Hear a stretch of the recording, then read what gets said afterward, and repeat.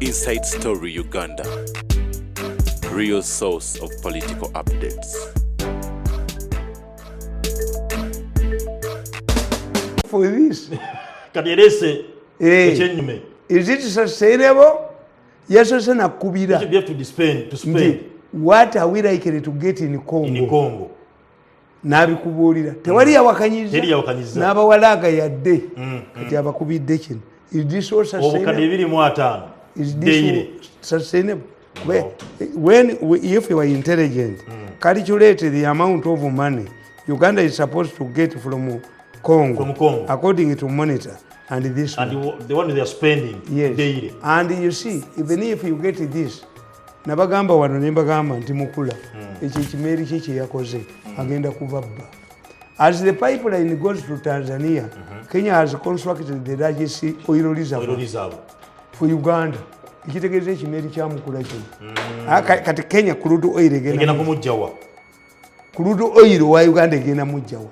Ngayise pipeline. But Kenya constructing one of the largest gundi is a container reservoirs for Uganda oil. Kyekimeri kya mukula. Kyekigenda okufaanana crude oil. Akipaatiseeko kabaka Mutebi. Ne mulowooza tuli basiru. You people, you fathers are fools. Ensi tesobola kubeera nga nti embizi yokka yeri akaana kayo ka mukolo. Nitutuga nti Abaganda in nationality y'abantu emiliyoni 12. All of us are fools. You can confuse a certain percentage. Kakati nkugamba nti bakola ino the theory requires that the public must be prepared for the good or bad news. Okay. What the Red Paper story was intended to do was to portray Governor Mutebeli a scenario. Red Paper yakuba ndi Mutebeli a scenario.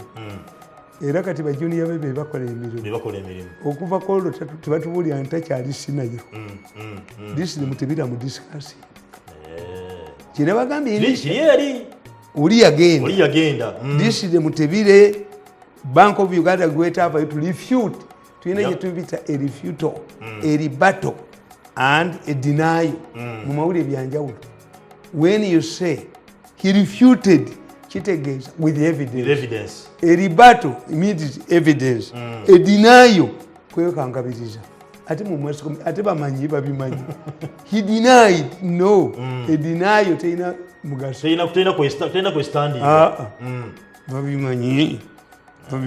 Okuja kufa abasoma menu kakati nkugamba Red Paper yakuba nti the man is sinai. Negamba this however exposes their naivety that how could a crucial government institution suffer a vacuum when all of the directors and commissioners are headed by a capable people.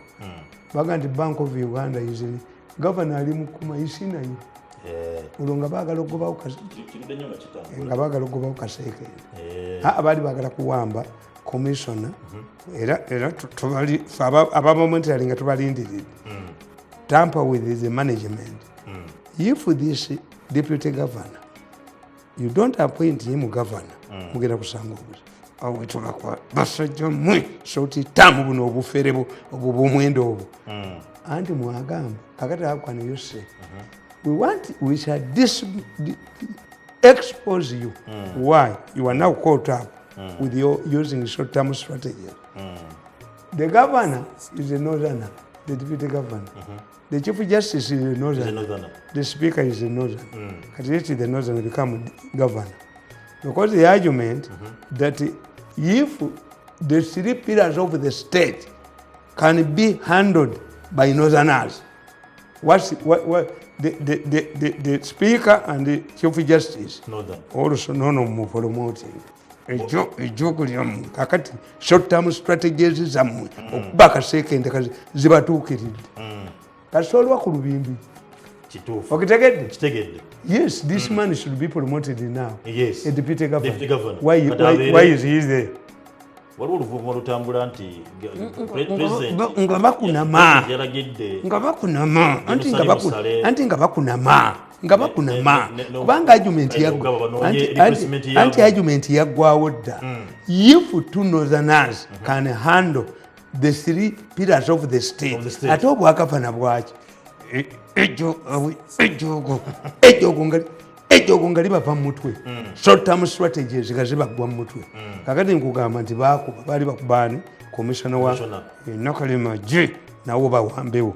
Ne nkugamba nti the story carried an allegation that the governor was only dealing with a junior staff who happened to be his cousin. This is also intended to prepare the public that apart from his cousin, the governor cannot issue directives to senior staff at the Bank of Uganda. The red paper alleged, because he's in Sinai, he only rules governor Bank of Uganda Central Bank by remote using his cousin. Tewali ekirifuting. Oluwako bakuba Nakalema kati Nakalema awagula genda nekyo bakibbewo currency director of currency nakyo bakibbewo n'ogamba. However, this claim also implies that whatever happens at Bank of Uganda was not the responsibility of the governor. The red paper story is therefore fake news due to the following reason. For abagezi tudu, I just analyze. Nemanya kandi nti kituufu ekyo baali bapreparinga nti Nakalema ayingireyo bakwate commission of currency as he usually does. They use her to get rid of people in strategic positions. Era Nakalema talina musango na gumu gwe yali awangudde mu court, because her purpose is not to convict, is to get rid of people, arrest them, force them out and replace them with gone. Other people. Bagala okuwamba Museveni. Si Museveni. Waliwo atamidde obuyinza. Waliwo abutamidde. Now, number one, why the red paper story is wrong, in my opinion, at that time.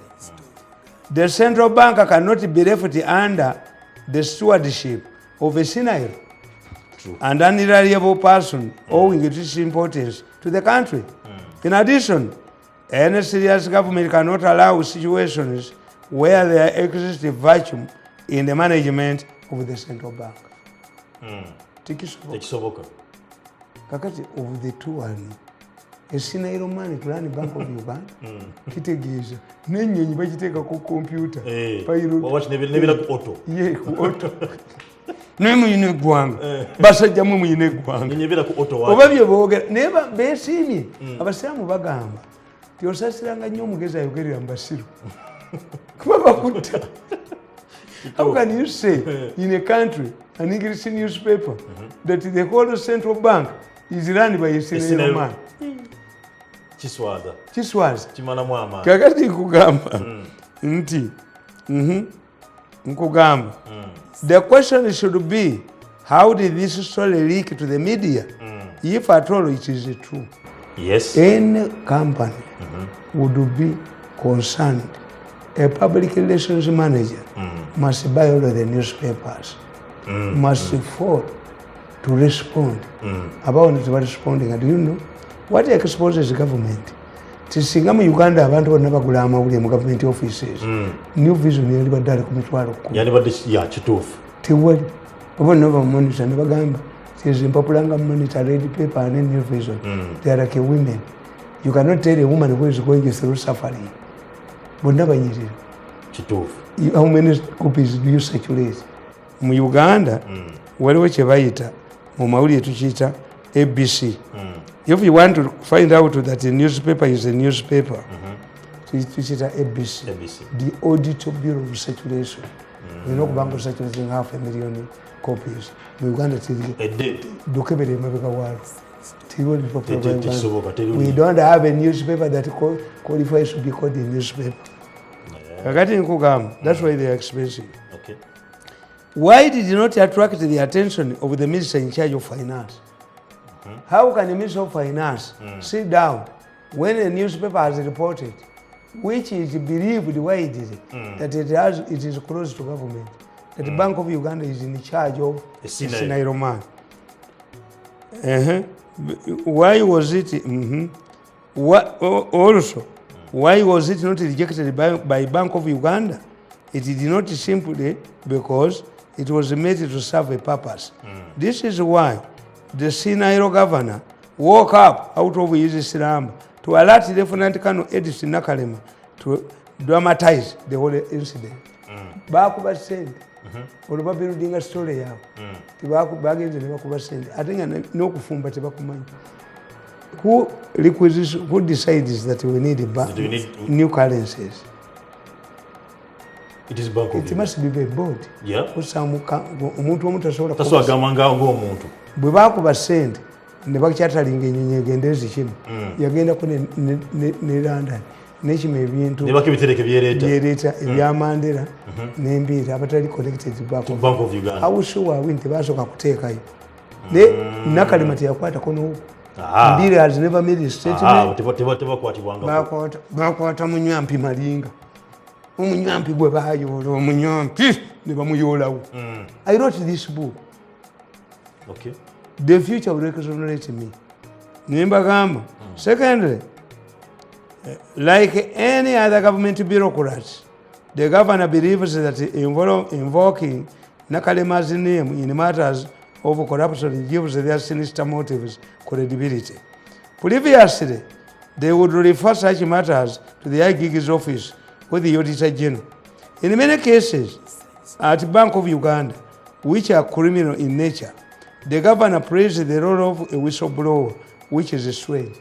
How could the governor take the role that when the governor detected wrongdoing in the Bank of Uganda, the immediate person he thought of was Nakalema. How can a governor become a whistleblower? How? If there are people you cannot handle, to the extent that you need Nakalema's intervention, why are you there? Akili. Watu wanasema mimi mlevi, mimi mjinga, lakini akili yangu akili sana. Akili yangu akili sana. Wanasema mjinga, wanasema mpumbavu, wanasema msienzi, wanasema hii azimu, adimani, wanasema hiyo atumia pombe kila siku, lakini hii kikwa yangu si kikwa ya mlevi, si kikwa ya mjinga. Kikwa akili. I ask a question is, nti omusajja gavana atakubira atya Nakalema. Nekubira mutani wange ali mu bwetu kwa ndi owange ababbi abali ebweru abawulidde. Tegeze mbere bekususe. Oyo Mirundi tamuzalangayo. Ave magombe nantuka omuzimu guntuka. Yali kugamba nti previous nga Nakalema talina ajja kuzanya katemba we. Bakubira bakwasanga Auditor General. We reported the matter to the Auditor General. We reported the matter to the IGG. Ne escape. Kwa bonna baba babo. Nkugamba in many cases, at the Bank of Uganda, which are criminal in nature, the governor plays the role. Until your governor, we were going to Alisinayo, he woke up from his Silamba, Nakubira Nakalema.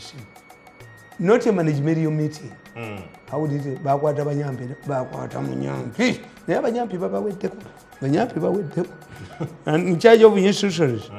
Why should we refer Bank governor? We are mourning now. Why should this MUTEBELI refer matters he would have handled to other institutions? Is it true that he was here? He can only is insane as being mistakes are concerned. When it comes to alerting in Nakalema, where I can escape an except door, he's not insane. He remembers the right institution that he can call in. Why didn't he call fire brigade?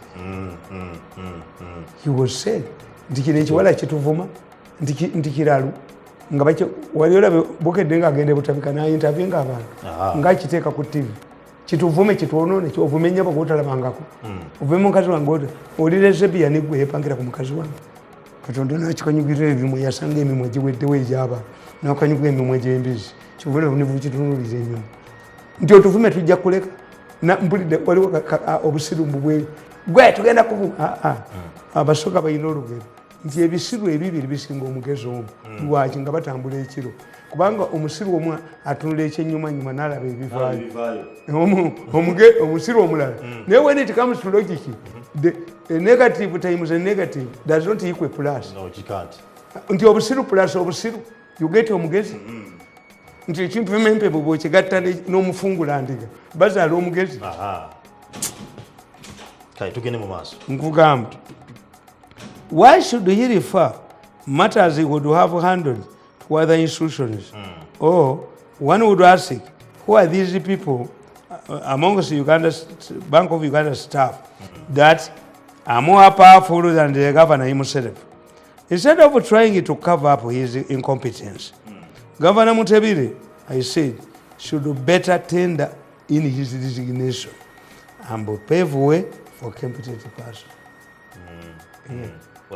He had reached a level where he could not control Bank of Uganda affairs. Yeah. That even in a simple matter of printing money and the plane is diverted, he refers the matter to who? This was administrative. Okay. These are intruders. Why did he? Nti emotoka yange jena sindisi okutwala bajinkubidde enzimonitoring ne kaki twakolagana naye kaki naye emotoka zenga naye azimonitoring. Yes, ndamuyamba nga okukwata emotoka zebabbye. Okay. Anti nze nina science oli owakiri gwegoyita shiriki. Science woy. Nkugamba nti trying to cover up his incompetence. It should better, it should pretend in his resignation. And pay for way for a competent person. They picked a competent person. Why are they panicking now? A deputy must be able to overtake his boss. Why do you say that my destination is to be a deputy? Why do we create deputies? In the case of Uganda, a vice president is not a vice president for continuity. Yes. Because it does not come on the same ballot. But in Kenya, that's why, in spite of their problems, Tagobye Ruto. Yes, Wamutalika yagezaako goba Joyce Banda yasigala ki. You came on the same ballot. You can only be divorced by an election. And everybody fears to go for an election. Kakati president wa vice president wa Uganda taina mirimu gonna gwe bamuwa mu constitution. Tebakimanyi. They hear the word. Some titles are threatening like a coffin. Coffin failure muntu. A vice president in Uganda's case does not have a job. He is a personal assistant of the president. Why? Because they saw, they had the memories of Muwanga versus Obote. So they wanted to tame the vice president. And the person who has performed well under this constitution is second. 1 second arrives at the function, greets the monarchs, all the people are gathered, reads the statement and goes back. He does not add Mumusiru. Ate Musiru kibamuwa mulimu ki. The vice president in Uganda's case is a personal assistant of the president. If he's not an inflated, he's an inflated personal secretary of the president. Okay. Inflated. But you look at the constitution. Vice president bamuwa mulimu ki. Ate tebalagira president tianamuwanga omulimu, you can sit there nkulabeko. Anti kyogenda okukola omalanga kulaba what is entitled to before you go on strike. Yes. Kati nkugamba nti alegete plot. If there was extra money printed as alleged at the break of the story about Bank of Uganda scandal, how could the money just disappear?